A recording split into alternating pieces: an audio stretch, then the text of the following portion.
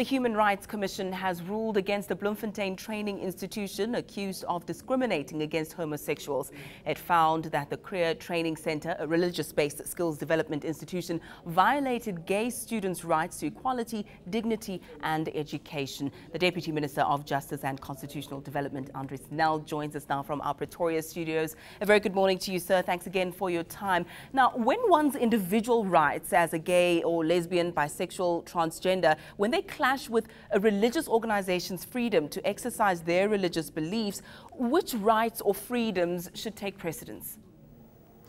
Well, I think it might be helpful to just quickly go back and recap what this was all about. It was that the Creare Training Centre in Bloemfontein has a policy which says that relationships are limited to relationships between male and female students, that those relationships need to be declared, and that any student having a homosexual relationship would either have to subject themselves to a process of changing their sexual orientation or leave the college. Now, we then took that matter to the South African Human Rights Commission, which found that that is a violation of the rights to equality, to dignity, to education, to freedom of association contained in our Constitution.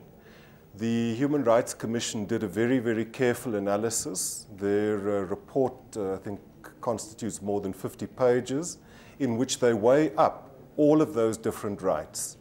The right to equality, to human dignity, but also the right of people to have freedom of religion, to hold certain religious beliefs.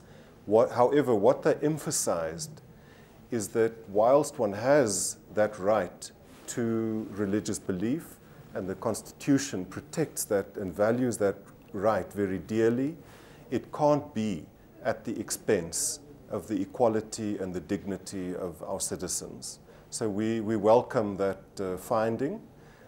Significant also that the Human Rights Commission has given the Creare Institute 3 months to review and to amend their policy, to give recognition to diversity, to emphasize that difference should not lead to exclusion. Mr. Nel, religious organizations, be it Christianity or Islam, have a history of what critics would call homophobia or even sexism.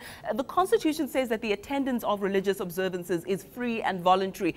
One argument is that people whose lifestyles contradict the principles of such institutions should simply stay away from them and study elsewhere, for example. Is it as simple as that?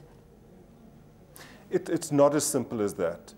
I think what is very significant is that given the history of our country, the painful history of discrimination, of exclusion, of division, we have a constitution that is one of the best, most progressive constitutions in the world, that makes it very clear that those fundamental human rights, including the right to equality and to human dignity, apply what lawyers call vertically, i.e. between the state and the individual citizens, as well as horizontally, i.e. between citizens. We are very clear that our Constitution envisages a society in which we recognize difference, in which we respect each other's basic human dignity, and we can't allow pockets of private power in our society that go against those basic rights. And our Constitution is abundantly clear about that. That is also why we have legislation such as the Promotion of Equality and Combating of Unfair Discrimination Act. That is why we have equality courts, and the Minister of Justice about 3 years ago declared that all magistrates' courts in our country are equality courts where citizens can go if they feel that they've been discriminated against unfairly. Lastly, Mr. Nall, Section 9, my including apologies. by private institutions. Yes, yes, such as churches, as you've just mentioned. Thank you so much. Now, Section 9 of the Constitution prohibits all unfair discrimination on the basis of sex, of gender, of sexual orientation, but translating that into our daily lives is the question. Just last year, we saw the Congress of Traditional Leaders of South Africa. They filed a draft document.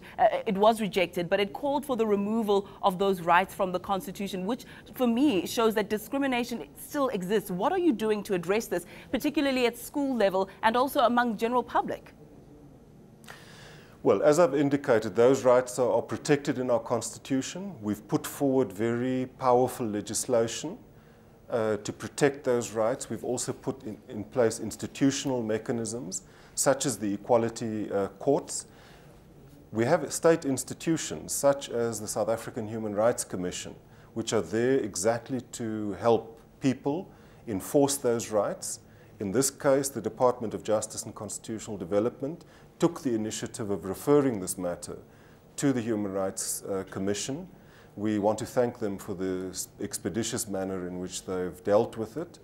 But also, it's incumbent upon all of us in society to work together to change those deeply ingrained attitudes, be they sexism, be they racism, be they homophobia. We are still very, very far from where we need to be, because we know that on a daily basis discrimination continues. There's violence, there's hate crimes against members of the LGBT community, including the horrible manifestation of so-called corrective rape. And that we are working as the criminal justice system to combat. Within the Department of Justice, we've constituted a task team which consists of role players both within government as well as civil society. We'll have to leave it there, sir. Thank you so much for your time. That was Deputy Minister of Justice and Constitutional Development, Andries Nall.